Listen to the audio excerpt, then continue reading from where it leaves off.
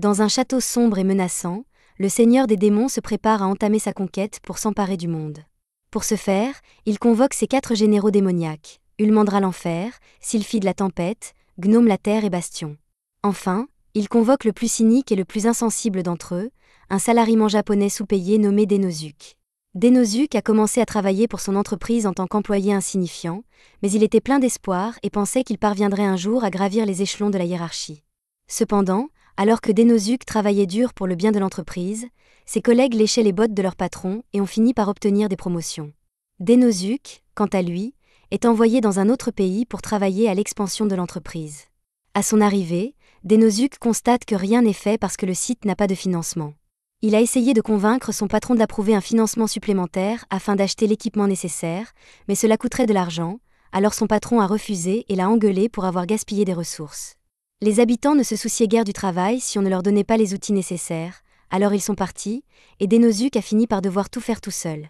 Cependant, après avoir vu à quel point Denosuke travaillait dur, même s'il était seul, les habitants furent inspirés et revinrent rapidement pour l'aider. Au moment où il a enfin réussi à tout mettre en place, il a reçu un appel de son patron. Il a d'abord pensé que son travail acharné était enfin reconnu et qu'il recevrait peut-être une prime bien méritée, mais il se trompait lourdement. Il n'a même pas eu droit à une soirée pizza. Tout ce qu'il a obtenu en échange de son dur labeur, c'est encore plus de travail, car ils ont décidé de le transférer dans un autre pays pour un autre projet d'expansion. À ce stade, Denosuke a commencé à remettre en question ses choix de vie, car il s'est rendu compte qu'il gaspillait sa vie pour une entreprise qui ne se souciait manifestement pas de lui. Alors qu'il était distrait par sa peur existentielle, il n'a pas fait attention à ce qui l'entourait et a fini par se faire renverser par un cyclomotoriste. Cela explique comment il s'est retrouvé ici, mais Denosuke pense qu'il y a eu une erreur, car le seigneur des démons n'a jamais voulu convoquer un type comme lui. Cependant, le seigneur démon l'appelle par son nom et lui dit qu'il l'a convoqué pour qu'il devienne son nouveau manager à l'étranger. Le seigneur des démons a reçu des rapports détaillés sur le travail acharné que Denosuke a fourni. Il a été affecté à une succursale de son entreprise à l'étranger, a appris la langue locale et a gagné la confiance des habitants pour diriger avec succès la nouvelle entreprise. C'est pourquoi le seigneur des démons pense que Denosuke serait le candidat idéal pour devenir l'un de ses 4 généraux d'élite. Denosuke est heureux, car c'est la première fois que quelqu'un reconnaît le travail acharné qu'il a fourni. Pourtant, il hésite à accepter le poste de général démon, car cela signifierait techniquement qu'il trahit l'humanité. Cependant, le seigneur des démons mentionne que le poste sera assorti d'avantages sociaux complets. Tout à coup, Denosuke ne pense plus que rejoindre l'armée des démons est une mauvaise idée. De plus, le seigneur des démons respecte les droits des travailleurs, et il ne forcera pas Denosuke à accepter le poste s'il ne le souhaite pas. Tout cela donne à Denosuke l'envie de s'engager. Quand il y pense, il se souvient qu'il a toujours été traité comme une ordure dans son ancienne entreprise, et il ne pense pas qu'une ordure comme lui mérite d'occuper un poste aussi important. Il s'apprête à rejeter l'offre du seigneur démon, mais avant qu'il ne le fasse, le seigneur démon hurle que Denosuke ne peut pas laisser la façon dont il a été traité dans son ancienne entreprise dicter sa valeur. Cette entreprise était dirigée par des managers odieux et égoïstes qui ne se souciaient que d'eux-mêmes, et qui n'ont donc jamais prêté attention à tout le travail que Denosuke effectuait en coulisses. Le seigneur des démons ne commettra pas cette erreur, car il sait à quel point Denosuke est un employé précieux. Choisira-t-il de retourner dans son ancienne entreprise et d'être à nouveau traité comme un déchet, ou restera-t-il ici pour aider à la construction de l'armée? Denosuke hésite encore à accepter. Soudain, Ulmandra prend la parole et déclare qu'elle n'est pas d'accord avec l'idée d'avoir un humain faible dans l'armée des démons. Sylphide et Gnome s'y opposent également, car ils ne voient pas comment quelqu'un comme lui pourrait aider l'armée des démons. Le seigneur des démons comprend leur scepticisme et décide de soumettre Denosuke à un test pour montrer aux autres à quel point il est capable. Denosuke commence à paniquer et tente d'expliquer au seigneur des démons qu'il n'a aucun pouvoir et qu'il ne peut pas se battre, mais il est déjà trop tard car Ulmandra a décidé de l'attaquer de plein fouet pour voir ce qu'il a dans le ventre.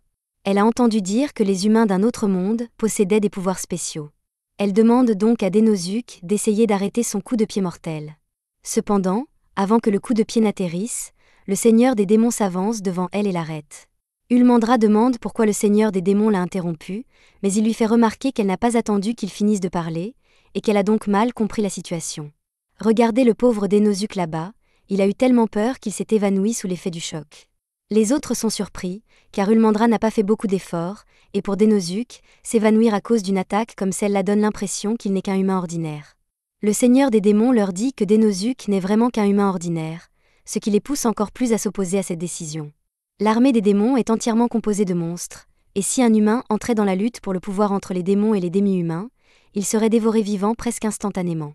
Le seigneur des démons admet qu'il y a quelques frictions entre les factions de son armée, mais c'est justement pour cela qu'il a besoin de Dénosuke et de ses compétences.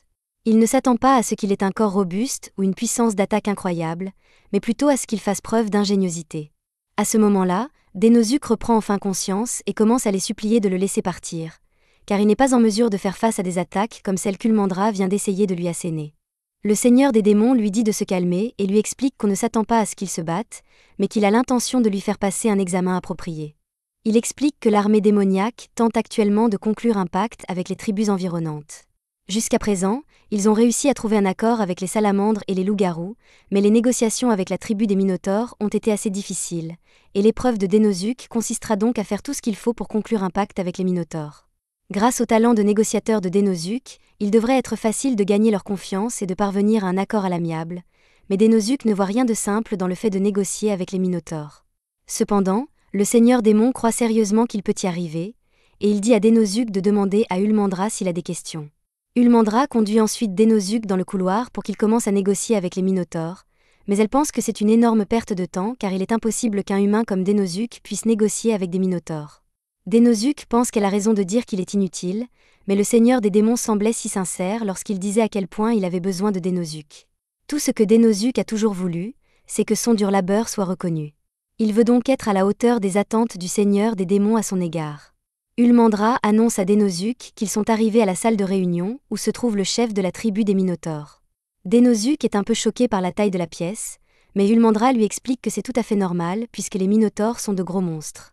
En guise d'avertissement, elle lui dit que les Minotaures sont connus pour être assez féroces, et que s'il ne fait pas attention, il finira par se faire piétiner à mort. Alors qu'Ulmandra ouvre la porte, Dénosuke ne sait pas à quoi s'attendre de la part du chef des Minotaures, mais il a l'intention de faire de son mieux pour négocier quoi qu'il arrive. Cependant, lorsqu'il voit le chef des Minotaures, il panique. Il est impossible qu'il puisse négocier avec quelqu'un comme Tarius sans mourir instantanément. Ulmandra se sent mal pour lui et lui propose de l'aider à négocier. Dénosuke est très reconnaissant de cette aide, mais lorsqu'il voit Ulmandra commencer à se disputer avec Tarius, il a l'impression que les négociations ne se déroulent pas très bien. Ulmandra ne comprend pas comment Tarius peut être mécontent de tout ce qu'ils lui ont apporté, et Tarius dit quelque chose qu'elle ne comprend pas, ce qui fait que le pacte n'avance pas, et Ulmandra quitte la salle de réunion. Ulmandra ne comprend pas pourquoi il est si difficile pour Tarius d'accepter le pacte maintenant, alors qu'il était initialement ouvert à l'idée. Alors qu'ils étaient sur le point de conclure l'accord, il s'est mis à crier « non ». Mais, encore et encore. Ulmandra est revenu plusieurs fois pour voir s'il acceptait de nouveau le pacte, mais tout ce qu'il disait, c'était « non », si bien qu'elle ne pouvait pas comprendre ce qu'il voulait. Ulmandra ne voit pas de solution, elle laisse donc Dénosuke se débrouiller, même si elle s'attend à ce qu'il échoue lamentablement. Dénosuke commence à avoir une crise de panique car il pense qu'il n'y a aucun moyen de sortir de ce pétrin, mais alors qu'il marche dans les couloirs, essayant de trouver quoi faire, il aperçoit une enseigne de bar et décide d'y aller pour se changer les idées. Le barman lui apporte une serviette chaude pour le calmer, et Dénosuke commande un verre tout en s'asseyant pour réfléchir. Il se demande comment il pourrait travailler sur les négociations alors qu'il ne peut rien faire si le client refuse de négocier. Cependant, Dénosuke se rend compte que Tarius ne refuse peut-être pas de négocier. Il a déjà vécu une situation de ce genre, où un client lui disait constamment « non », mais lorsqu'il regardait le client dans les yeux, il pouvait comprendre ce qu'il voulait vraiment dire, et les deux parties ont fini par trouver un accord. Il sait maintenant ce qu'il doit faire. Dénosuke termine son verre et sort pour faire ce que font les hommes d'affaires, négocier. Pendant ce temps, Ulmandra est de retour dans la salle du trône du seigneur des démons, où elle fait le compte-rendu de sa conversation avec Tarius. Elle ne pense pas que Dénosuke puisse faire quoi que ce soit, d'autant plus qu'il vient d'arriver dans ce monde aujourd'hui. Cependant, le seigneur démon a toujours foi en lui et lui dit d'attendre de voir ce que Dénosuke peut accomplir. Elle ne comprend pas ce que le seigneur démon voit en Dénosuke, mais décide d'aller le voir pour s'assurer qu'il va bien. Elle le trouve alors en train de remplir plusieurs sacs de foin. Elle lui demande ce qu'il fait et il lui répond qu'il a l'intention d'aller discuter avec Tarius. Elle essaie de lui dire que c'est inutile puisque Tarius ne veut pas négocier, mais Dénosuke pense toujours qu'il y a une chance. Il lui suffit de regarder Tarius dans les yeux et de lui faire part de ses émotions pour qu'il puisse se comprendre. Ulmandra remarque que Dénosuke a l'air beaucoup plus confiant qu'avant, et sans la moindre crainte, il entre dans la salle de réunion pour parler à Tarius. Le lendemain matin, Ulmandra se rend dans la salle de réunion pour vérifier si Dénosuke est toujours en vie, mais lorsqu'elle regarde à l'intérieur, elle ne trouve qu'une salle pleine de foin, sans Dénosuke ni Tarius en vue. Elle pense d'abord que les négociations ont échoué, ce qui a entraîné une grande bagarre, mais à ce moment-là, Dénosuke entre et lui dit que tout va bien. Dans ce cas, elle demande pourquoi il y a du foin partout dans leur château démoniaque sacré, et surtout, elle demande où est passé Tarius. Dénosuke lui explique que Tarius est en train de finaliser le pacte avec le seigneur des démons, mais Ulmandra n'arrive pas à croire que Dénosuke ait réussi à le faire accepter en une seule nuit. Dénosuke explique qu'il a simplement pris le temps de bien connaître Tarius, ce qui a facilité le processus de négociation. Ulmandra pensait que Tarius refusait de négocier parce qu'il n'arrêtait pas de crier « Né ». Mais en réalité, Tarius pensait que les négociations se passaient très bien. Dénosuke avait déjà vécu ce genre d'expérience avec un client international, et le client en question était très enthousiaste à l'idée de lui dire « non ». Alors Dénosuke pensait que la négociation allait se solder par un échec. À sa grande surprise, l'homme lui a tendu la main pour lui serrer la main, et Dénosuke a compris qu'il s'agissait d'un malentendu.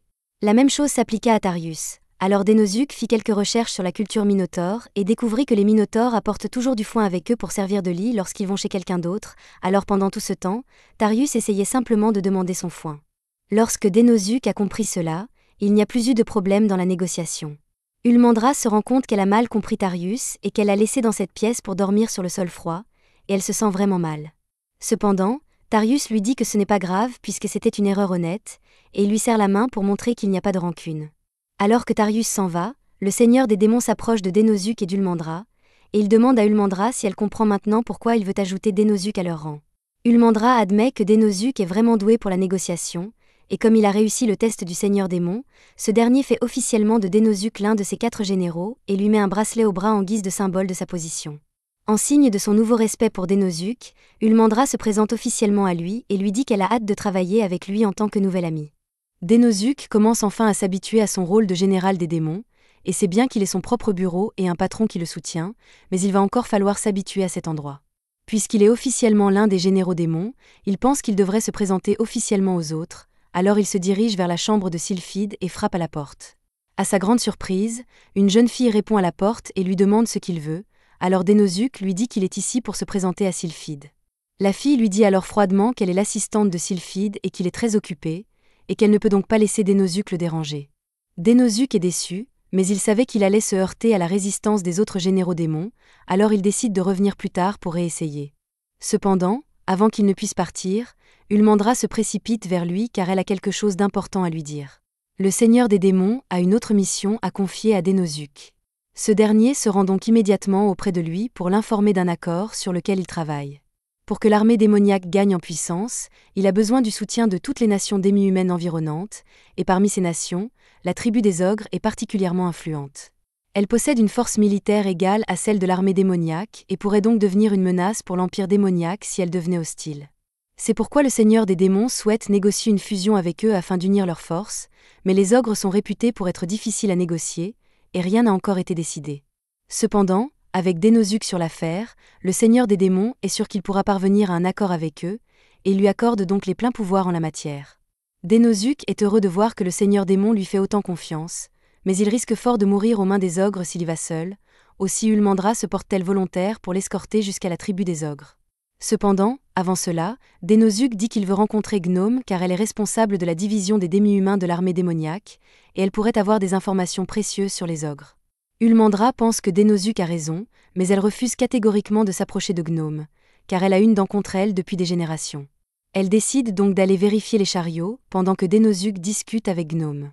Dénosuke se rend sur le terrain d'entraînement où Gnome tient sa séance d'entraînement quotidienne, et il est impressionné par ce qu'il voit, car non seulement les hommes de Gnome sont habiles au combat, mais elle maintient aussi leur morale à un niveau très élevé. Une fois l'entraînement terminé, elle s'adresse à Dénosuke et lui demande ce qu'il veut. Dénosuke lui répond qu'il est venu lui demander si elle sait quelque chose sur la tribu des ogres. Elle ne sait pas grand-chose, mais elle dit à Dénosuke que leur chef, Ogret, est notoirement difficile à aborder, et qu'il va donc avoir du mal à négocier avec lui. Elle ne peut rien faire pour l'aider, et de toute façon, elle ne voudrait jamais travailler sur quoi que ce soit avec Ulmandra, alors elle demande à Dénosuke de la sortir d'ici. Dénosuke n'a même pas réalisé qu'Ulmandra se tenait derrière lui, alors il lui demande pourquoi elle est ici et pourquoi elle est si en colère. Ulmandra dit qu'elle a déjà fini de vérifier les chariots et qu'elle est venue chercher Dénosuke parce qu'elle s'inquiétait pour lui. Mais elle ne peut pas se contenir après avoir vu Gnome, et les deux commencent à se disputer, et Dénosuke commence à s'inquiéter de la haine que se vouent Ulmandra et Gnome. Dénosuke et Ulmandra finissent par arriver au château des ogres, mais avant qu'ils ne puissent entrer, ils sont arrêtés à la porte et on leur dit d'attendre que Ogret leur donne la permission d'entrer. Ulmandra trouve ridicule qu'on les retienne si longtemps à l'extérieur, Mais Dénosuke a déjà vu cela auparavant, et c'est qu'Ogrey essaie simplement de les déstabiliser pour qu'ils ne puissent pas négocier. C'est pourquoi il est important qu'ils gardent leur sang-froid, mais Ulmandra est sur le point d'exploser de rage. Heureusement, avant qu'elle ne passe à l'acte, l'assistant d'Ogrey sort et leur dit qu'ils peuvent maintenant entrer, mais alors qu'ils entrent, Dénosuke remarque à quel point l'armure de l'ogre est délabrée. Ils finissent par arriver dans la salle du trône d'Ogrey et tombent nez à nez avecOgrey lui-même, mais quand Ulmandra tente d'entamer les négociations, il lui dit de se taire. Il se moque de la raison de leur présence car il n'écoutera jamais ce qu'ils ont à dire, à moins, bien sûr, qu'ils n'acceptent de se rendre à lui, auquel cas il les écoutera peut-être, mais seulement s'ils acceptent de tuer leur chef, le seigneur des démons. Ulmandra n'en revient pas du manque de respect qu'elle vient d'entendre de la bouche d'Ogrey. Mais Dénosuke lui prend la main et lui dit de se calmer, car c'est exactement ce qu'espèreOgrey. Il se tourne alors versOgrey, et de sa voix d'homme d'affaires la plus polie, dit qu'Ulmandra et lui vont sortir pour discuter brièvement. Dehors, Ulmandra laisse éclater toute sa rage et maudit l'existence même d'Ogrey pour avoir osé dire une telle chose. Elle est prête à retourner à l'intérieur et à déchirerOgrey membre par membre, mais Dénosuke la calme et lui dit qu'ils ne peuvent pas réagir à sa provocation parce que c'est exactement ce qu'il veut. Il dit intentionnellement des choses pour les mettre en colère, dans l'espoir qu'il provoque une scène et que les négociations s'effondrent. De cette façon, il peut éviter de rejeter directement la négociation et rejeter la responsabilité de l'échec sur eux deux. Maintenant qu'elle sait ce qu'Ogrey essayait de faire, Ulmandra décide de se calmer, mais elle est toujours très frustrée par le fait qu'Ogrey ait insulté le seigneur démon. Pour être honnête, Dénosuke est tout aussi en colère, mais agir sous le coup de la colère ne ferait que nuire à leurs chances de succès ici, alors ils doivent être prudents dans leur réaction. Cela dit,Ogrey n'est pas disposé à négocier, il n'y a donc pas grand-chose à faire pour l'instant. C'est alors que la fille de tout à l'heure arrive et se présente comme la fille d'Ogrey, ORL. Elle sait que cela peut paraître impoli, mais elle a une requête à faire, et elle demande l'aide de Dénosuke et d'Ulmandra pour traiter avec son père. Elle conduit Dénosuke et Ulmandra dans une pièce vide et leur explique qu'il s'agit de la cave à nourriture et que, comme ils peuvent le constater, il n'y a pas de nourriture. La tribu des ogres est connue pour sa force et son influence parmi les demi-humains, mais elle a récemment connu des difficultés financières, au point que beaucoup de ses membres ont du mal à trouver de quoi se nourrir. Dénosuke s'en doutait, car lorsqu'ils sont entrés, il a vu l'état lamentable de l'équipement d'Ogrey, ainsi que l'impression de froid et de vide qui se dégageait du château lui-même. Ce genre de situation se produit généralement lorsque les grandes entreprises commencent à décliner. Elles donnent l'impression que tout va bien, mais à l'intérieur, elles sont constamment au bord de la faillite. C'est exactement ce qui arrive à la tribu des ogres, et ORL pense que le seul moyen de la reconstruire est de compter sur l'aide de l'armée des démons. Mais son père refuse de l'écouter et, en plus, il est actuellement malade. Ils ont essayé de cacher ce fait, c'est pourquoi ils ont demandé à Ulmandra et Dénosuke d'attendre à l'extérieur pendant qu'ils le préparaient pour la réunion, mais son état ne cesse d'empirer, et bientôt il va mourir. SiOgrey devait mourir dans l'état actuel des choses, ce serait la fin de leur tribu, alors elle supplie Dénosuke de l'aider. Dénosuke dit qu'il comprend ses inquiétudes, mais il la réprimande aussi pour avoir partagé une information aussi vitale. En tant que fille du chef, elle doit faire plus attention aux personnes en qui elle a confiance. ORL sait que Dénosuke est quelqu'un de bien, mais elle a confiance en sa capacité à discerner la nature des gens. C'est pourquoi elle lui a parlé de la situation et lui demande maintenant de l'aider à sauver la tribu des ogres en l'épousant. Après avoir entendu cela, Dénosuke panique et Ulmandra commence à brûler de rage, mais ORL est sérieuse au sujet de sa proposition. Tous les ogres de sa tribu sont aussi stupides que des pierres, et le seul moyen pour ORL d'assurer la prospérité de la tribu est qu'un homme intelligent comme Dénosuke l'épouse et devienne le nouveau chef. Dénosuke essaie de dissuader ORL de prendre des décisions irréfléchies, mais ORL est convaincue que c'est le seul moyen de sauver la tribu des ogres, et elle est prête à officialiser leur mariage immédiatement, mais Ulmandra ne veut pas que cela se produise. Plus tard dans la nuit, Dénosuke est assis dans son bureau et se demande comment il va se sortir de ce pétrin, carOgrey refuse de négocier avec lui, et ORL veut l'épouser. Il ne peut pas se permettre d'échouer dans sa deuxième mission pour le Seigneur des démons, alors il décide d'aller au bar dans sa tête pour se changer les idées. Mais cette fois, il n'est pas seul, car Ulmandra, la version imaginaire de Dénosuke, est assise à la table à côté de lui et se dispute avec le barman pour savoir ce qui est le plus cool, les gorilles ou les lions. En réalité, un gorille l'emporte sur un lion tous les jours de la semaine, mais Ulmandra réplique en disant que les lions sont plus cool parce qu'un groupe de lions s'appelle une troupe. Dès que Dénosuke entend cela, il sort de sa transe, et il a maintenant une idée infaillible de la façon de gérer la situation. Le lendemain matin, à la première heure, Dénosuke appelle Ulmandra et s'excuse de l'avoir réveillée si tôt, mais il a besoin de son aide pour aller négocier.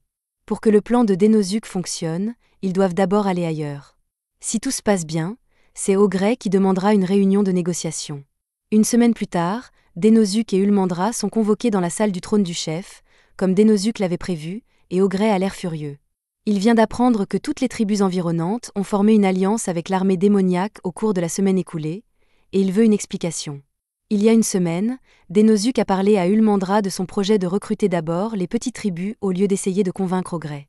Cela ne devrait pas être trop difficile car, tout comme la tribu des ogres, les autres tribus sont confrontées à une pénurie de nourriture et peuvent donc se laisser convaincre par la promesse d'un soutien. Ulmandra comprenait le plan de Dénosuke, mais elle ne s'attendait pas à ce qu'il fonctionne aussi bien en forçant Ogret à négocier. La stratégie de Dénosuke était basée sur quelque chose qu'il devait faire lorsqu'il vendait un produit sur Terre. S'il essayait d'approcher directement une grande entreprise, il était généralement rejeté. Il décida donc de s'adresser d'abord à toutes les petites entreprises et de leur vendre son produit. Au bout du compte, les grandes entreprises seraient obligées de le contacter et de lui demander le produit, afin de ne pas être laissées pour compte. De même, si tous les demi-humains des environs rejoignent l'armée démoniaque, le chef orgueilleux ne laissera pas cela sans réponse. Pour l'instant, Dénosuke joue les idiots et fait comme s'il avait simplement proposé de former une alliance avec les petits groupes parce qu'il luttait pour survivre et avait besoin du soutien de l'armée démoniaque, mais cela rend Ogret encore plus furieux puisqu'il n'a jamais accepté de négocier. Tout se passe comme prévu, car maintenant qu'Ogret a perdu son sang-froid, il est beaucoup plus sensible aux tactiques de négociation de Dénosuke. Dénosuke commence alors à expliquer que les alliances n'ont pas été formées par lui seul, car il a reçu l'aide d'ORL. Ogret n'arrive pas à croire que sa propre fille puisse le trahir de la sorte, mais elle lui dit que c'était nécessaire pour le bien de leur tribu d'ogres. Le seul moyen de sortir de leur situation actuelle est de compter sur l'aide de l'armée des démons, et même s'il ne veut pas l'admettre, les temps ont changé. Il a vieilli et est actuellement malade. Ils doivent donc rejoindre l'armée des démons s'ils veulent survivre. C'est alors que Dénosuke intervient et propose une alternative à Ogret. Au lieu de rejoindre l'armée des démons, il pourrait former un partenariat à parts égales. Pour être honnête, Dénosuke n'a fait qu'inventer cette idée car il n'a rien changé à l'accord, mais s'il dit qu'il s'agit d'un partenariat égalitaire, le fier chef ogre sera certainement plus enclin à l'accepter. Comme prévu, Ogret ne semble pas opposé à l'idée, mais il leur demande de lui laisser un peu de temps pour y réfléchir. Quelques jours plus tard, Ulmandra arrive en courant dans le bureau de Dénosuke pour lui annoncer la bonne nouvelle. Elle lui annonce qu'Ogret vient d'accepter l'alliance avec l'armée des démons. C'est une excellente nouvelle, mais pour l'instant, Dénosuke a d'autres chats à fouetter. Le seigneur des démons lui a demandé de se trouver un assistant. Il a donc passé ces derniers jours à étudier les candidatures pour trouver la bonne personne. Honnêtement, il aimerait bien choisir Ulmandra, car elle est très fiable. Ulmandra comprend que c'est la façon dont Dénosuke la demande en mariage, et elle est un peu gênée. À ce moment-là, on frappe à nouveau à la porte, Dénosuke va voir qui c'est et trouve ORL. Elle lui dit qu'elle est ici pour représenter la tribu des ogres dans le cadre de leur alliance avec l'armée des démons, et elle lui est incroyablement reconnaissante de son aide. Comme son père est devenu beaucoup plus diplomate depuis leur rencontre, elle dit qu'elle est prête à faire n'importe quoi pour montrer sa gratitude, et puisqu'elle a dit n'importe quoi, Dénosuke lui demande si elle aimerait devenir son assistante personnelle. ORL est ravie d'accepter le poste, mais Ulmandra est jalouse. Elle refuse de regarder Dénosuke dans les yeux et se rappelle qu'ils sont rivaux et qu'elle ne peut pas être amie avec lui. Dénosuke n'a aucune idée de la raison pour laquelle elle a soudainement commencé à agir de façon si étrange, mais cela mis à part, ce fut un bon mois pour lui, car l'armée de démons s'est beaucoup développée, mais chaque fois qu'il y a une croissance, il y a aussi un risque accru, donc tout le monde doit rester sur ses gardes. Quelques jours passent et Dénosuke travaille dans son bureau comme d'habitude quand Olulu entre et lui annonce qu'elle a conclu un accord avec une tribu d'ours, comme il le lui avait demandé. Tant qu'ils respectent leurs conditions, ils soutiendront l'armée des démons. Dénosuke est heureux d'apprendre que les choses se sont bien passées avec la tribu des ours, mais Olulu a autre chose à lui dire. Elle a entendu dire que Dénosuke allait être récompensé pour son travail acharné, et que la cérémonie de remise des prix allait bientôt avoir lieu, alors elle lui en parlera après sa pause déjeuner. Dénosuke n'a aucune idée de ce qu'il va recevoir, mais vu la façon dont le seigneur des démons le traite, il peut être sûr que ce sera mieux qu'une soirée pizza. C'est alors qu'Almandra entre dans le bureau de Dénosuke avec un déjeuner à partager, comme ils le font toujours. Dénosuke adore manger avec Almandra, mais il déteste le fait que la seule nourriture disponible dans l'armée démoniaque soit de la bouillie fade. Il comprend qu'il y a des limites à la logistique de l'alimentation d'une armée entière, mais il aimerait au moins avoir un peu de viande pour accompagner la bouillie. Almandra entend Dénosuke se plaindre, et elle a la solution parfaite. Si Dénosuke veut de la viande, ils iront la chercher à la source. Dénosuke n'aime vraiment pas l'idée d'aller chasser juste pour manger de la viande, mais ce n'est pas la seule raison pour laquelle Almandra l'a amenée ici. En fait, elle a reçu une requête des tribus demi-humaines vivant à proximité, lui demandant d'exterminer une bête magique qui les a attaqués dans cette forêt. Jusqu'à présent, 5 orcs ont été tués par cette chose, et Dénosuke pense que c'est terrible, mais Almandra voit les choses différemment. Il est tout à fait naturel que les faibles soient mangés par les forts, et normalement, c'est à la tribu des Ors de se défendre contre ce genre de menace, mais la bête en question est bien trop forte pour qu'ils puissent la vaincre, et Almandra ne peut pas laisser la tribu des Ors se faire massacrer, alors elle a accepté de s'en occuper pour eux. À ce propos, Almandra remarque des champignons qui poussent sous un arbre, et d'après ce qu'on lui a dit, tous les Ors qui ont été mangés ont été attaqués alors qu'ils cueillaient ces champignons, car ils constituent un ingrédient précieux. La bête magique doit donc camper quelque part par ici, et s'ils attendent assez longtemps, elle ne manquera pas d'attaquer. De toute évidence, ils n'ont pas eu à attendre longtemps puisque le sanglier apparaît derrière eux presque immédiatement. Alors Almandra dit à Dénosuke de se mettre à l'abri pendant qu'elle s'occupe de ça. Elle saute en l'air et donne un coup de talon dans le visage du sanglier, mais en représailles, le sanglier commence à utiliser ses cornes pour lancer des pierres sur Almandra. Si elle peut facilement les esquiver, ce n'est pas le cas de Dénosuke, qui se met à paniquer. Le sanglier commence à traverser les arbres et se dirige droit sur Dénosuke, mais avant qu'il ne soit blessé, Almandra donne un coup de poing dans l'estomac du sanglier. D'après ce que Dénosuke peut voir, il est clair qu'Almandra est forte, mais jusqu'à présent, aucun de ses coups n'a été fatal. Ce ne serait pas grave s'il s'agissait d'un combat ordinaire, mais pour l'instant, leur objectif est de chasser cette chose, alors ce qui lui manque, c'est la puissance meurtrière. Le sanglier a des défenses acérées pour attaquer, donc une seule erreur de la part d'Almandra serait fatale. Cependant, ces coups ne causent que des traumatismes contondants, elle doit donc en finir rapidement, alors Dénosuke pense qu'elle a besoin d'une arme. Il avait raison de dire que les coups d'Almandra n'étaient pas assez puissants pour tuer cette chose telle qu'elle est maintenant, mais elle s'est retenue jusqu'à présent. Elle n'aime pas utiliser son vrai pouvoir parce qu'il lui faut beaucoup de temps pour se remettre des effets, mais sinon, elle ne pourra pas tuer cette chose. Le sanglier tente à nouveau de la frapper, mais cette fois, Almandra parvient à l'arrêter d'une seule main. Elle pourrait facilement le tuer d'un seul coup de poing, mais cela risquerait d'abîmer la viande, alors elle le ramasse et lui brise la nuque. Maintenant que le sanglier est mort, Almandra dit à Dénosuke qu'ils peuvent manger de la viande maintenant, mais honnêtement, Dénosuke a perdu l'appétit. Il traîne le corps du sanglier jusqu'au village ORC pour montrer aux villageois qu'on s'est occupé du sanglier. Tous les villageois sont très reconnaissants à Almandra pour ce qu'elle a fait, et impressionnés par le fait qu'elle ait pu l'abattre toute seule. Almandra apprécie vraiment toutes ces louanges, mais il est rare d'avoir autant de viande, alors Almandra invite tout le village à partager le sanglier avec elle. Les villageois sont tout excités, mais Dénosuke n'arrive pas à croire qu'ils sont d'accord pour manger de la viande de sanglier, alors que cette chose était à un cycle d'évolution près de devenir leur voisin. Il est encore plus surpris lorsqu'il entend Almandra dire qu'elle va faire cuire la viande. Il lui demande si elle est vraiment sérieuse, et Almandra lui propose de goûter à son plat maison. Dénosuke s'enthousiasme à l'idée qu'Almandra puisse lui faire goûter son plat, mais lorsqu'il lui demande comment elle compte s'y prendre, elle lance une boule de feu. Le résultat est un morceau de chair carbonisée, et l'expression du visage de Dénosuke montre bien que c'est une vraie saloperie. Almandra lui dit d'essayer parce que c'est meilleur que ça en a l'air, mais Dénosuke prend une bouchée et le goût est aussi mauvais que l'apparence. C'est comme si on lui avait versé du goudron chaud dans la bouche, et il préférerait honnêtement mourir de faim plutôt que d'avoir à souffrir d'une autre bouchée de ce plat. Almandra lui dit qu'il est impoli d'insulter ainsi la cuisine de quelqu'un, mais Dénosuke lui répond qu'il est impoli d'appeler ce qu'elle vient de faire de la cuisine. Il a enduré le choc culturel de la vie dans un nouveau monde jusqu'à présent, mais c'est trop pour lui, alors il demande si tout le monde peut le laisser s'occuper de la cuisine à partir de maintenant. Une fois que Dénosuke a fini de faire cuire la viande, Almandra prend une bouchée et se rend compte que le goût est vraiment délicieux, alors elle demande à Dénosuke ce qu'il a fait. Il explique qu'il a d'abord trempé le porc dans l'eau pour faire sortir tout le sang, puis qu'il a fait rôtir lentement sur le feu pour enlever l'excès de graisse, et enfin qu'il a ajouté à une soupe pour se débarrasser des mauvaises odeurs. Il propose d'enseigner aux villageois s'ils le souhaitent, et ces derniers sont heureux qu'un des généraux démons se montre si attentionné. Cependant, Almandra ne pense pas qu'il soit nécessaire pour quelqu'un d'aussi haut placé que Dénosuke de passer du temps à apprendre aux villageois à cuisiner. Dénosuke lui répond qu'elle a tort, car son travail consiste à améliorer l'armée démoniaque, et une étape importante dans le développement de toute civilisation est l'amélioration de la cuisine. Il est normal que les gens qui mangent souvent de la viande cherchent à en améliorer le goût, mais comme la viande est si rare ici, personne ne peut se permettre de faire des expériences. En d'autres termes, ce pays est pauvre et manque de connaissances. Cela semble dur quand il le dit comme ça, mais Almandra ne peut pas discuter puisqu'il a raison. Ce pays est en grande partie stérile, et comparé aux nations environnantes, il est plutôt faible, mais c'est exactement pour cela qu'ils doivent travailler dur pour changer les choses dans le cadre des 4 grands. Puisqu'ils en ont fini ici, Almandra suggère qu'ils retournent au château, mais Dénosuke ne pense pas que ce soit une bonne idée puisqu'il fait déjà nuit. Cependant, Almandra lui dit que ce ne sera pas un problème puisqu'elle peut éclairer leur chemin avec une boule de feu. Elle est très fière de ses prouesses magiques, car c'est une capacité propre aux démons, et Dénosuke est très impressionné.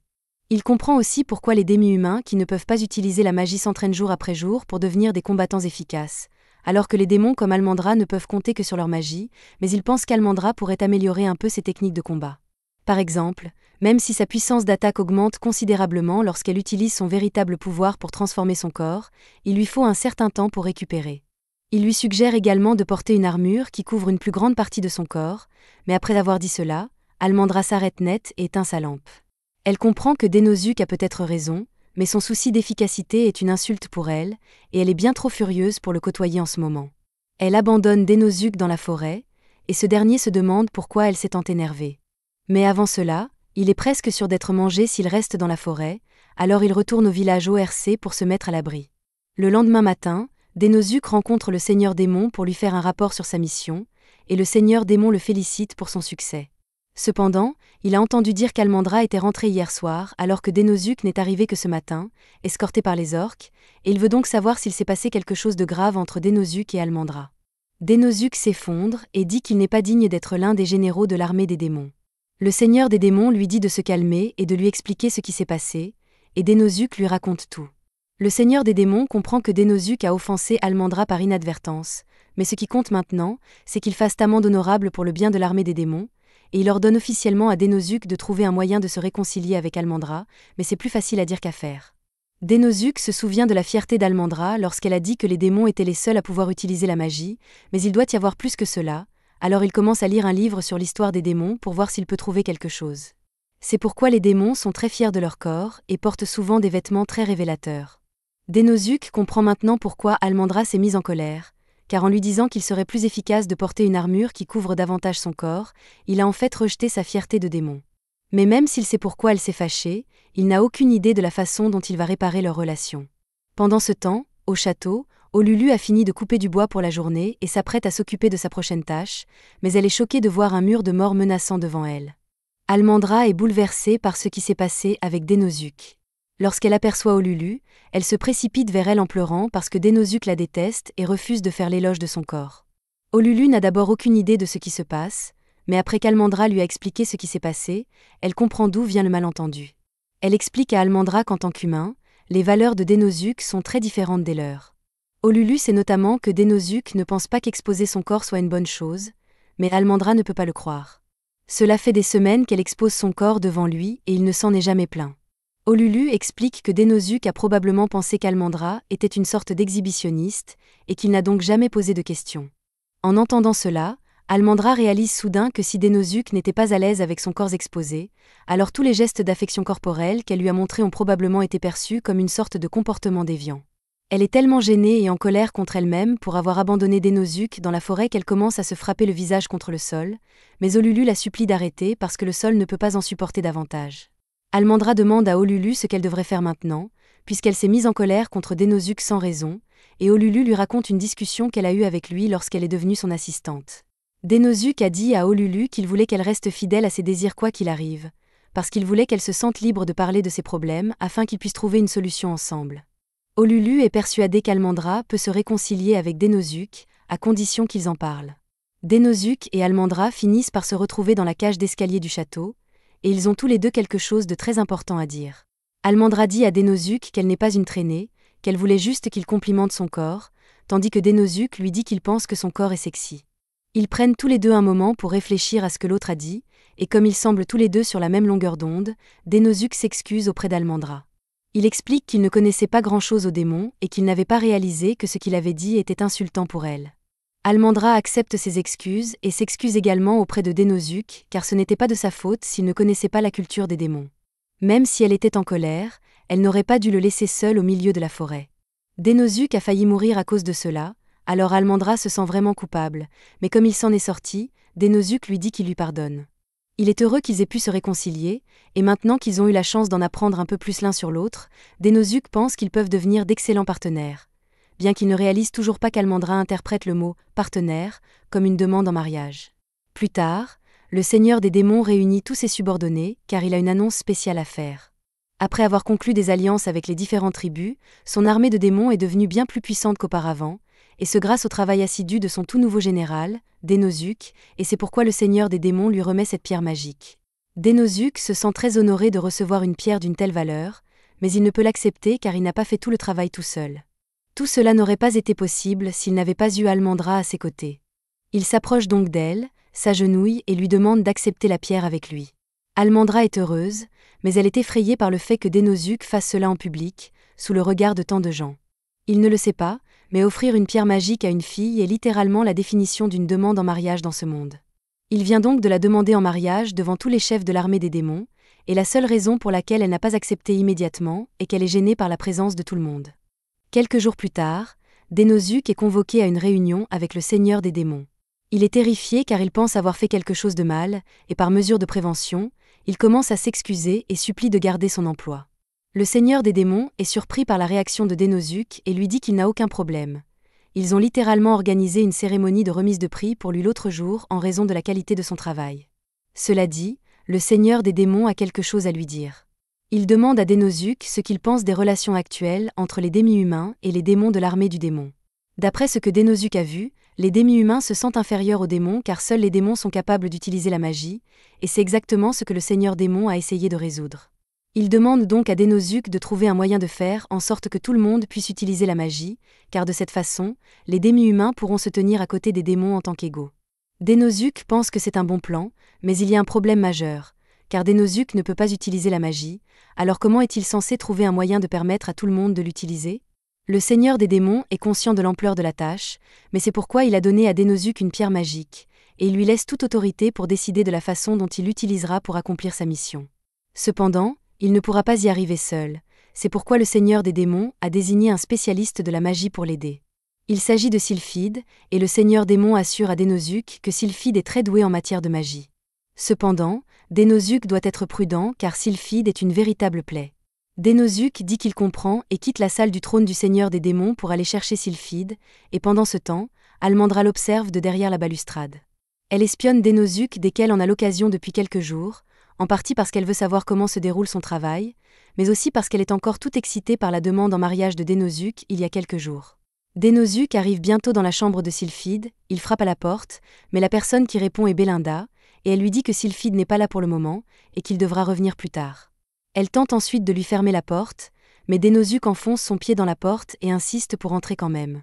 Almandra a vu ce qui s'est passé, et elle commence à s'énerver que Dénosuke flirte avec une autre femme alors qu'il a déjà demandé en mariage. Pendant ce temps, dans la chambre de Sylphide, Belinda essaie de convaincre Dénosuke de partir puisque Sylphide n'est pas là, mais il ne croit pas à cette histoire puisqu'il sait que Belinda est vraiment Sylphide. Belinda essaie de le nier, mais Dénosuke a 2 bonnes raisons de croire qu'elle ment. Tout d'abord, il a mémorisé la liste de tous les responsables de l'armée des démons, et il n'y a personne du nom de Belinda dessus. Deuxièmement, le seigneur démon l'a déjà dénoncée et a dit à Dénosuke qu'elle aimait se déguiser pour échapper au travail. Sylphide s'est clairement fait prendre. Elle admet donc que Dénosuke a raison à son sujet, mais Dénosuke ne comprend toujours pas pourquoi elle se fait passer pour sa propre assistante. Sylphide explique simplement que si tout le monde connaissait sa véritable identité, il commencerait à lui donner des tonnes de travail à faire, et elle déteste le travail. Quoi qu'il en soit, Dénosuke a du travail à lui confier, et il demande à Sylphide si elle peut lui consacrer un peu de temps pour parler d'outils magiques. Cependant, Sylphide refuse catégoriquement de faire quoi que ce soit qui demande un effort, même si c'est sous les ordres directs du seigneur démon. De plus, elle a déjà fabriqué un tel objet par le passé, elle n'a donc aucune raison de le recréer maintenant. Dénosuke ne sait pas que Sylphide a déjà essayé de fabriquer des outils magiques par le passé. Comme il semble intéressé, elle décide de lui montrer son invention. Elle sort un objet et informe Dénosuke qu'il est fait d'une base minérale qui permet à la magie de se déplacer facilement à travers elle, avec des morceaux de pierre magique superposés.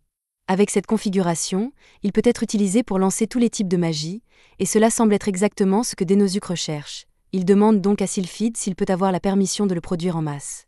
Sylphide lui dit qu'il est libre de faire ce qu'il veut, mais que la fabrication de ce prototype coûte 50 millions, et qu'il va donc avoir besoin d'un sacré plan financier pour financer la production de masse. Après tout, l'appareil nécessite des pierres magiques de haut niveau pour sa construction, donc bien sûr, il sera coûteux à fabriquer.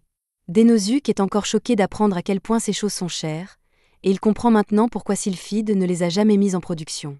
Il lui demande donc s'il est possible de réduire le nombre de sorts que l'appareil peut lancer. D'après ce que lui a dit Sylphide, l'appareil a besoin de pierres magiques de haut niveau pour pouvoir lancer plusieurs types de magie, il propose donc de le limiter à un seul sort.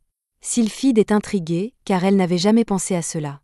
Après quelques réflexions, elle confirme que limiter l'appareil à un seul sort réduirait considérablement le coût puisque les pierres magiques de bas niveau pourraient être utilisées pour la production. Elle est vraiment impressionnée que Denosuke ait pu trouver cette idée en si peu de temps, et il se trouve qu'il a une pierre magique sous la main, alors il demande à Sylphide si cela fonctionnera. Sylphide commence à s'investir dans cette idée, et comme ils ont déjà tous les matériaux nécessaires, elle est prête à commencer le travail tout de suite.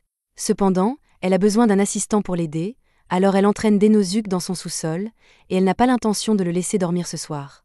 Pendant ce temps, à l'extérieur de la chambre de Sylphide, Almandra commence à avoir des soupçons et se demande ce que Denosuke peut bien faire dans le bureau de Sylphide avec une femme si tard dans la nuit.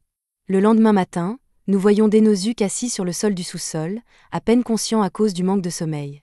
Sylphide est tout aussi privée de sommeil, mais elle est aussi très excitée car elle a réussi à redessiner complètement son outil magique pour lancer un seul sort. Désormais, cet outil peut être produit en série pour une fraction du coût de l'ancien modèle, et tout cela grâce à son génie. Cependant, avant de commencer la production de masse, ils doivent encore le tester, et elle dit à Denosuke qu'il va être le sujet de test. Denosuke la supplie de lui laisser au moins un peu de temps pour se reposer, car il est sur le point de s'effondrer. Sylphide l'autorise à partir, mais elle dit qu'elle ne lui donne qu'une heure de répit avant qu'il ne revienne pour qu'il puisse commencer à tester cette chose. Denosuke retourne à la porte d'entrée et s'apprête à l'ouvrir, mais avant qu'il ne puisse faire quoi que ce soit, Almandra fait irruption et exige de savoir ce que Denosuke a fait toute la nuit. Les actions d'Almandra ont eu pour effet d'assommer Denosuke, alors elle se met à genoux et essaie de le secouer jusqu'à ce qu'il se réveille, mais toutes les secousses ne font qu'étourdir Denosuke. À ce moment-là, Sylphide sort de la cave et porte sa tenue habituelle pour qu'Almandra ne se rende pas compte qu'il s'agit de la femme de tout à l'heure. Almandra commence à se demander si ce qu'elle a vu tout à l'heure était vrai, mais tout à coup, l'assistant d'Almandra, Génome, et Olulu entrent également dans la pièce car il y a une énorme urgence. Une bande d'oiseaux Azata vient d'attaquer quelques villages, et si rien n'est fait rapidement, ces villages seront détruits. Les Azata sont de grands oiseaux incapables de voler, connus pour leur nature vicieuse. Ils représentent une telle menace que le Seigneur des démons a ordonné que l'on fasse tout ce qu'il faut pour les chasser. C'est pourquoi Génome est venu chercher Almandra, car elle est la seule personne capable de s'occuper d'un tel troupeau. Alors qu'elle est emmenée, Almandra exprime sa déception car elle voulait passer du temps avec Denosuke, mais Sylphide voit l'occasion parfaite de tester le nouveau dispositif magique, et elle a donc l'intention d'emmener Denosuke sur le champ de bataille. Une fois à l'extérieur, Denosuke demande aux habitants de reculer un peu, car ce qu'ils s'apprêtent à faire pourrait être dangereux. Sylphide prépare la pierre magique à lancer un simple sort de magie du feu et la donne à Denosuke pour qu'il puisse l'essayer. Avant cela, Denosuke lui demande si cette chose a des caractéristiques de sécurité, mais Sylphide lui assure que même si elle explose, Denosuke ne perdra qu'un bras. Mais cela ne le rassure pas, il décide de le tester malgré les risques, et alors que la volée d'oiseaux Azata approche, Sylphide lui demande de commencer à canaliser l'énergie de l'appareil. L'appareil émet un son étrange lorsque Denosuke le met en marche, mais Sylphide lui dit que c'est juste la façon dont il fonctionne. Maintenant, elle veut que Denosuke imagine que l'appareil est une extension de son propre corps et qu'il laisse l'énergie circuler jusqu'à ce qu'elle s'accumule dans sa main droite. Denosuke suit ses instructions et, en peu de temps, il forme une boule de feu dans sa main. Denosuke est étonné d'avoir pu utiliser la magie, et comme la première phase a été un succès, Sylphide lui dit de commencer à attaquer les oiseaux. Denosuke n'est pas sûr que cela fonctionne, mais il lance tout de même une boule de feu sur l'un des oiseaux, qui l'anéantit. Sylphide l'encourage à continuer jusqu'à ce qu'il se soit occupé de tous les oiseaux, alors Denosuke lance continuellement boule de feu après boule de feu, et pour la première fois depuis qu'il est venu dans ce monde, il a l'impression d'être assez fort pour gagner un combat. Cependant, ce sentiment de puissance est de courte durée car, dans l'instant qui suit, le dispositif magique brûle et il ne peut plus utiliser la magie. L'un des oiseaux s'approche de Denosuke et s'apprête à le tuer, mais avant que cela n'arrive, Sylphide lève une barrière autour de lui. Denosuke essaie à nouveau d'utiliser l'appareil, mais cette fois-ci, il semble attirer lentement les oiseaux au lieu de permettre à Denosuke d'utiliser la magie. Sylphide s'occupe des oiseaux qui s'en prenaient à Denosuke, puis elle lui demande pourquoi il n'utilise plus l'appareil pour lancer de la magie, alors il lui montre le cristal, qui a clairement été surchargé. Il semble que les cristaux magiques de bas niveau ne suffisent pas à maintenir l'appareil en état, et cette expérience est donc un échec. Pour l'instant, ils ont réussi à chasser les oiseaux, et les villageois fêtent l'événement en préparant un ragoût avec la viande des oiseaux. Pendant que Denosuke se prépare un bol de ragoût, Sylphide est près d'un arbre en train de jouer avec l'un des enfants demi-humains. Denosuke s'approche, exprime sa surprise car il avait l'impression que tous les demi-humains étaient forts, mais il n'avait aucune idée que certains d'entre eux étaient aussi faibles. Sylphide est d'accord avec lui, mais même s'ils sont faibles, les demi-humains comme eux sont toujours très gentils, et cela lui rappelle un peu son passé. Sylphide est née dans une famille d'elfes marchands, mais les choses ont mal tourné et elle a été chassée. Elle a alors vécu comme une vagabonde pendant un certain temps, jusqu'à ce qu'elle soit accueillie dans un village de demi-humains. Ces derniers étaient extrêmement gentils avec elle, mais aucun d'entre eux ne pouvait utiliser la magie, et ils vivaient donc dans la pauvreté. Sylphide voulut les aider et se mit à inventer un appareil qui leur permettrait d'utiliser la magie, mais en cours de route, elle se laissa distraire et oublia la raison première de tout cela.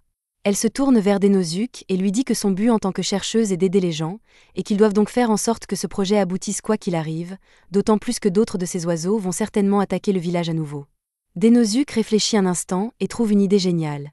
Il demande à Sylphide si elle peut fabriquer d'autres appareils magiques d'ici demain matin. Comme elle a déjà créé les modèles, cela ne devrait pas prendre beaucoup de temps pour en fabriquer d'autres, mais elle ne pourra pas améliorer les modèles sans ces outils. Dénosuke lui dit qu'elle n'a pas besoin d'apporter d'amélioration, car ce qu'il essaie de faire fonctionnera avec le modèle actuel.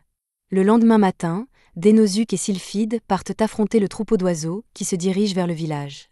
Avant que les oiseaux n'atteignent le village, Dénosuke active les dispositifs magiques qu'il avait plantés dans le sol à l'avance. Le son de tous les appareils qui s'allument en même temps est si dérangeant pour les oiseaux qu'ils changent tous d'avis et s'enfuient. Mieux encore, comme aucun sort n'a été jeté, les pierres magiques contenues dans l'appareil dureront très longtemps, ce qui leur permettra d'assurer la sécurité des villages isolés tout en réalisant des économies. Le Seigneur Démon est très satisfait de l'innovation qu'ils ont réalisée, il les félicite tous les deux et demande à Sylphide de commencer la production en masse des appareils magiques afin qu'ils puissent être distribués à tous les villages qui en ont besoin. Un peu plus tard, Dénosuke retrouve Sylphide pour la remercier de son aide, car il n'aurait jamais pu parvenir à ce résultat tout seul. De son côté, Sylphide remercie Dénosuke pour son aide car il lui a redonné le goût de la recherche et lui a rappelé qu'elle faisait cela pour aider les gens. Reconnaissante, elle lui dit que s'il a besoin d'aide pour quelque chose, il peut venir lui demander, et avant de partir, elle lui donne un appareil magique qu'elle a fabriqué spécialement pour lui. Les autres ne pouvaient gérer que 10 sorts au maximum, mais celui-ci peut en gérer au moins 30, ce qui devrait l'aider s'il se retrouve un jour en danger. Dénosuke retourne ensuite à son bureau, et il est plus motivé que jamais pour faire sa paperasse, mais avant même d'avoir pu commencer, il est assommé par l'irruption d'Almandra. Elle a entendu parler de la recherche avec Sylphide et voulait s'excuser auprès de lui pour avoir pensé qu'il flirtait avec une autre femme alors qu'il l'avait demandé en mariage, mais elle le voit inconscient sur le sol et se précipite à ses côtés pour voir s'il va bien. Plus tard, Dénosuke invite Almandra à faire du shopping, et Almandra était si nerveuse qu'elle est allée demander conseil à Olulu. Le fait d'être invitée à faire du shopping avec lui ne peut signifier qu'une seule chose, et Almandra est certaine que Dénosuke lui a demandé de sortir avec lui. Puisque c'est le cas, elle a l'intention de sortir l'artillerie lourde pour impressionner Dénosuke. Almandra a l'intention de ne porter que ce bikini pour montrer le maximum de son corps, mais Olulu lui dit que ce n'est peut-être pas une bonne idée. Dénosuke ne serait pas à l'aise avec une telle exposition, il serait donc préférable d'opter pour quelque chose d'un peu plus conservateur.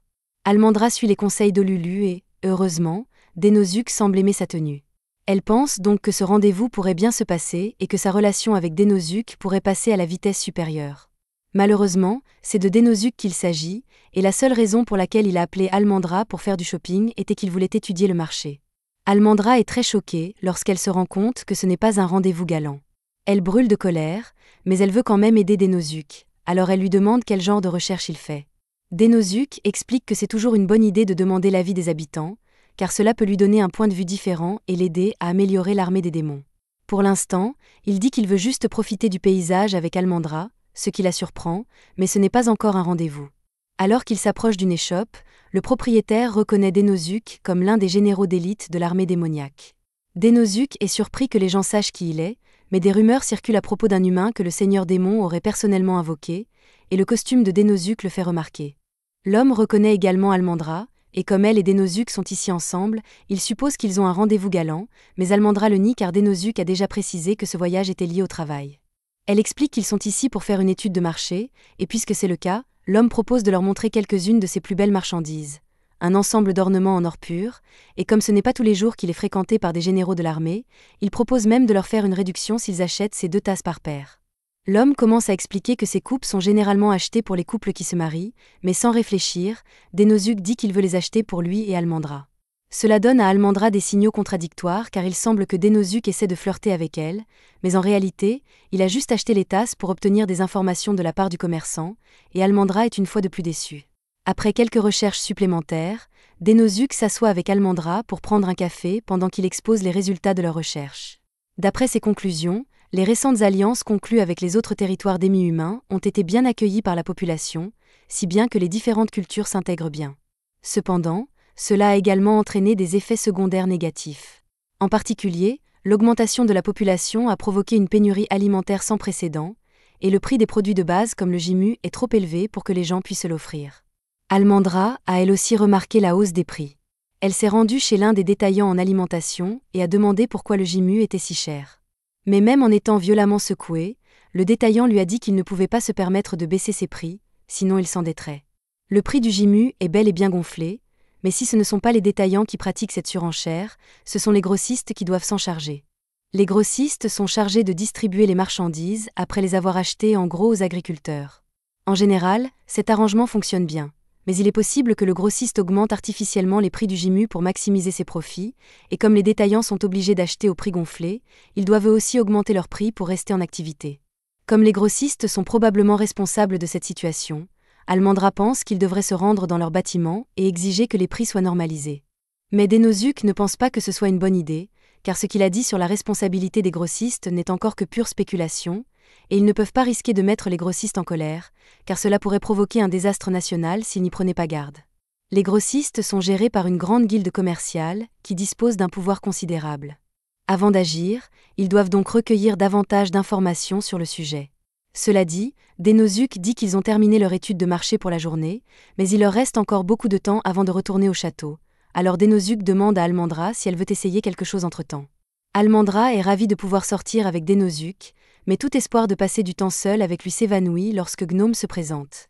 Denosuke est surpris de la voir ici et demande si Gnome est aussi venu faire des courses. Elle explique qu'aujourd'hui est un jour important pour son peuple, et qu'elle est donc venue acheter des cadeaux pour les personnes qui lui sont chères. En l'occurrence, elle achète des cadeaux pour ses camarades de l'armée démoniaque, mais elle est toujours en froid avec Almendra, qui ne recevra donc rien de sa part. C'est alors que Gnome est abordé par deux demi-humains, rats qui la supplient de les aider à sauver leur magasin de la faillite. Comme ces deux-là semblent désespérés, Denosuke et les autres décident de les suivre jusqu'à leur magasin et de leur demander quel est le problème. Le couple de rats explique qu'ils tiennent le magasin depuis des années et vendent un produit appelé Shimozu, mais qu'année après année, leur vente diminue et qu'ils luttent pour rester en activité depuis un certain temps. Récemment, ils ont été approchés par un grand marchand nommé Butagarian, qui leur a passé une grosse commande, affirmant qu'il pourrait faire un bon profit en revendant le Shimozu, puisque le Jimu est si cher de nos jours. Le couple fut ravi d'entendre une telle nouvelle et travailla sans relâche toute la nuit, utilisant jusqu'au dernier ingrédient dont il disposait pour honorer la commande de Butagarian. Malheureusement, ce matin, alors qu'il était censé venir chercher sa commande, il s'est soudainement désisté et a déclaré qu'il n'était plus intéressé. Le couple se retrouve donc avec une énorme quantité de produits invendus et, s'il ne fait pas quelque chose rapidement, il fera faillite à cause de tout l'argent qu'il a gaspillé. Le problème est vraiment grave, mais Gnome ne voit pas comment le résoudre. Elle se tourne donc vers Denosuke, dont elle a entendu dire qu'il savait résoudre les problèmes. Elle lui demande s'il a une idée pour aider le couple à sauver leur magasin, et heureusement, avec les informations qu'il a recueillies sur le marché aujourd'hui, Denosuke dit qu'il a la solution parfaite. Gnome lui demande s'il est vraiment sûr de pouvoir s'en occuper, et Denosuke lui assure que son plan fonctionnera, ce qui signifie qu'elle peut lui laisser le soin de s'occuper du reste. La première étape du plan de Denosuke est que le couple verbalise son objectif, il leur demande donc de clarifier ce qu'ils veulent atteindre. Le Shimozu se périme en un jour, ce qui signifie qu'ils doivent vendre les 300 portions qu'ils ont préparées avant la fin de la journée. Denosuke a goûté un peu de Shimozu plus tôt, et il semble assez similaire au mochi du Japon. Cependant, il manque un élément clé. Tout comme le mochi, le Shimozu n'a pas de saveur distincte en soi. C'est pourquoi il peut être associé à toutes sortes d'accompagnements et d'épices pour le rendre plus excitant. Il ne reste plus qu'à décider quelle saveur ils souhaitent ajouter au Shimozu, et ils demandent donc au couple quelle est leur clientèle habituelle. Ils lui répondent que le Shimozu étant un plat traditionnel, il n'est pas vraiment populaire auprès des jeunes et qu'il perd même de sa popularité auprès des personnes plus âgées. Pour être honnête, le couple comprend pourquoi, car eux aussi commencent à se lasser de cette saveur fade. Almendra n'arrive pas à croire que les rats aient choisi de continuer à vendre le Shimozu alors qu'ils ne l'aiment plus eux-mêmes, mais ce n'est pas la question. Ils n'ont pas beaucoup de temps avant que le Shimozu ne se dégrade, alors Denosuke suggère qu'ils se répartissent la charge de travail. Lui et le couple resteront ici et réfléchiront à de bonnes saveurs associées au Shimozu, tandis qu'il demande à Almendra d'aller dans les magasins qu'il a notés sur cette liste et de leur demander de l'aide pour son plan. Après avoir rassemblé tout ce dont ils ont besoin, Denosuke se rend au marché avec un tambour pour attirer l'attention des gens. Il leur dit qu'aujourd'hui, c'est le jour de Ruya et qu'ils sont tous invités à participer aux festivités qu'il a préparées. Les gens dans la foule semblent intrigués car cela a l'air amusant, mais ils n'ont aucune idée de ce qu'est censé être le jour du Ruya, alors Denosuke commence à expliquer. D'après ce qu'il a appris, Cette fête est basée sur une vieille légende impliquant une jolie fille et un homme vendant du chimosu. Un jour, ils se sont rencontrés au marché et sont tombés amoureux l'un de l'autre. Cependant, un homme puissant voulait épouser la jeune fille, mais comme elle n'était manifestement pas intéressée par la proposition du roi, celui-ci devint jaloux et lui interdit de rencontrer à nouveau l'homme qu'elle aimait. Cependant, ils continuèrent à se rencontrer en cachette, et sous le ciel étoilé, ils mangèrent tous les deux du chimosu et souhaitèrent pouvoir vivre ensemble sans se cacher. C'est alors que leurs prières furent exaucées par les cieux et qu'ils furent attirés dans le ciel nocturne pour y vivre heureux jusqu'à la fin de leur jour. Cette légende est à la base du festival de Ruya, et l'on dit que si vous échangez le chimosu avec un être cher et que vous le mangez avec lui, votre vœu peut se réaliser. La foule semble vraiment intriguée par l'histoire de Denosuke et veut donc acheter du chimosu et essayer la tradition. Il se trouve que Denosuke connaît un couple qui a un stock important de chimosu. La plupart des gens savent que le chimosu est ennuyeux et sans saveur, mais après avoir réfléchi avec Denosuke, le couple a réussi à changer cela et à créer de nouvelles variations très intéressantes. Les gens commencent à acheter des tonnes de chimosu, et même si Almandra était persuadée que Denosuke trouverait un moyen de réussir, elle est toujours surprise qu'il ait réussi à convaincre tous ces jeunes de manger un encas qui était destiné aux vieux de la vieille. Denosuke explique que lorsque la popularité d'un produit est en baisse, il est possible de la rétablir en changeant la clientèle cible. Lors de son étude de marché, Denosuke s'est rendu compte qu'il y avait un grand nombre de jeunes et de familles sur le marché, et qu'il valait mieux les cibler. Avec la nouvelle stratégie de marketing et les nouveaux arômes, Denosuke ne serait pas surpris que le chimosu devienne le produit le plus vendu du marché du jour au lendemain. En fait, il envisage déjà d'ouvrir des chaînes de magasins et de s'étendre à l'étranger pour augmenter ses profits, mais Almandra le sort de sa frénésie commerciale. Plus tard dans la soirée, la foule a commencé à se calmer et Denosuke et Almandra vont à la rencontre du couple.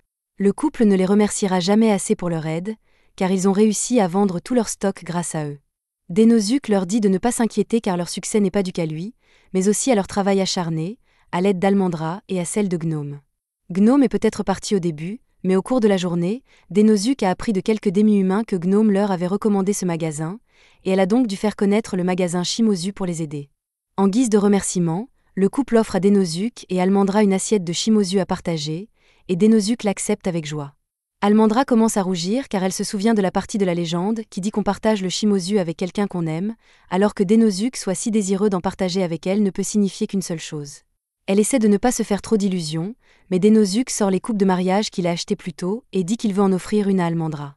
La preuve qu'il veut l'épouser étant faite, Almandra lui demande ce qu'il compte souhaiter pendant qu'il partage le chimosu.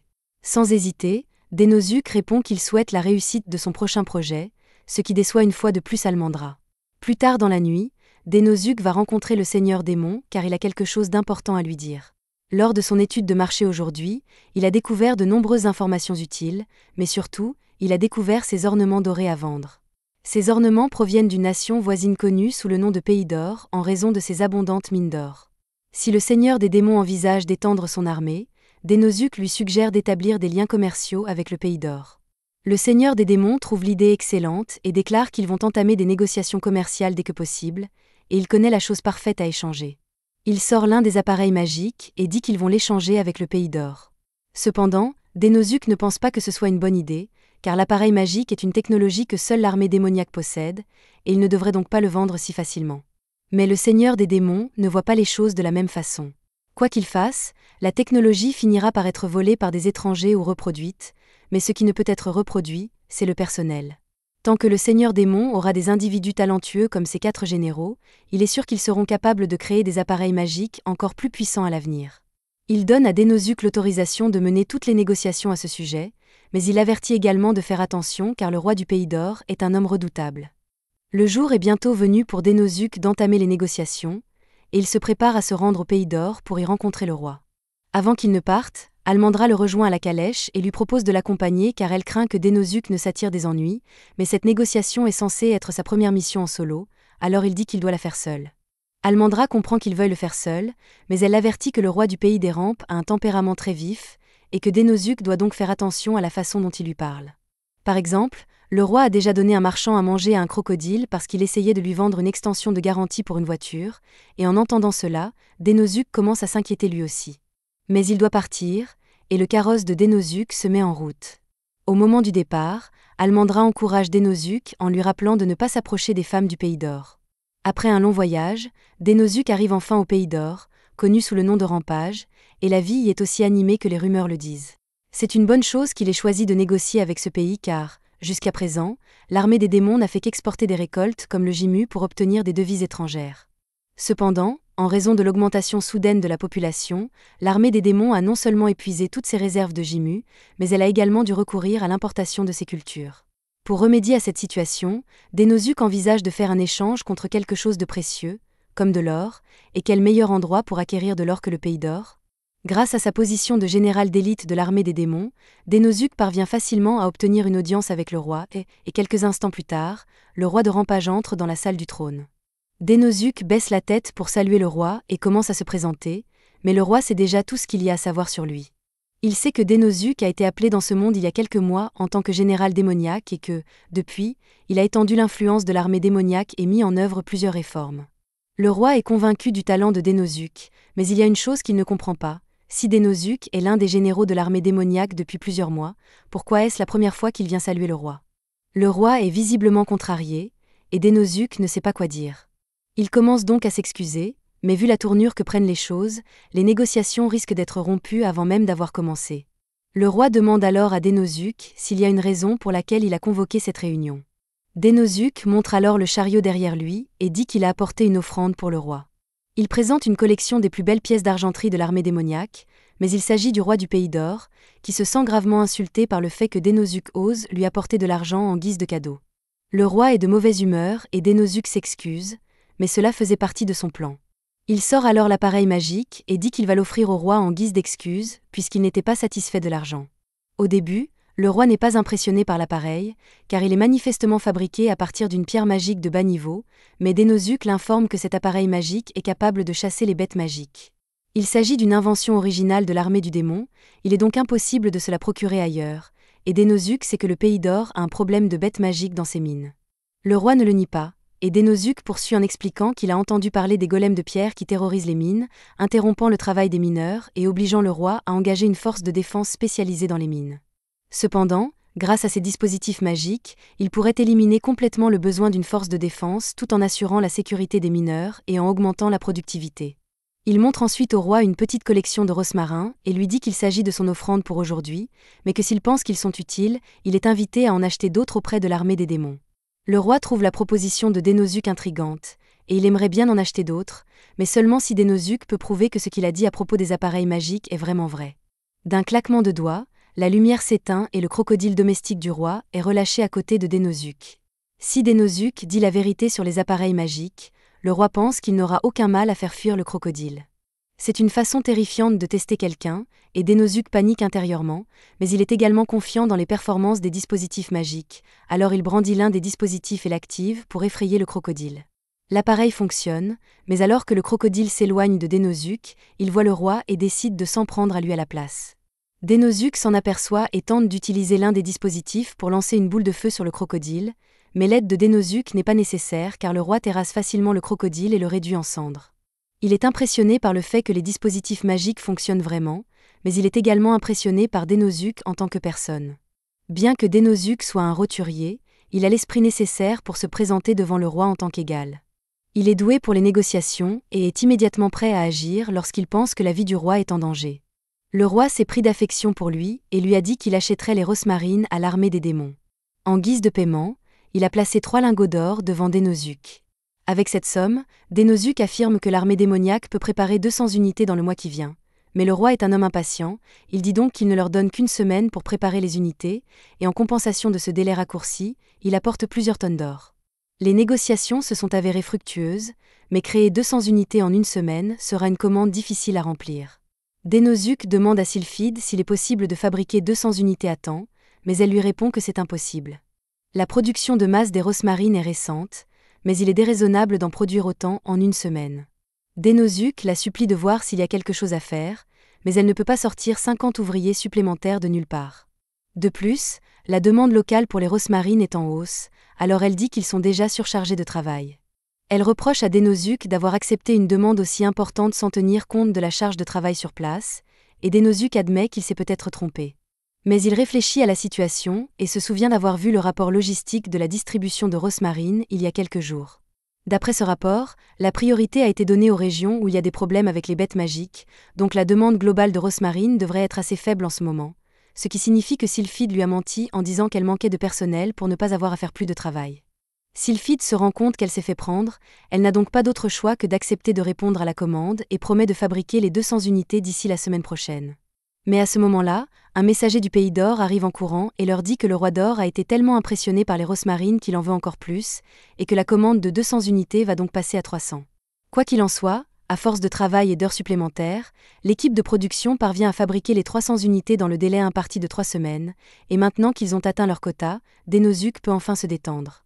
Olulu le félicite d'avoir réussi à honorer la commande, mais à ce propos, elle se demande à combien Denozuc a vendu les rosmarines.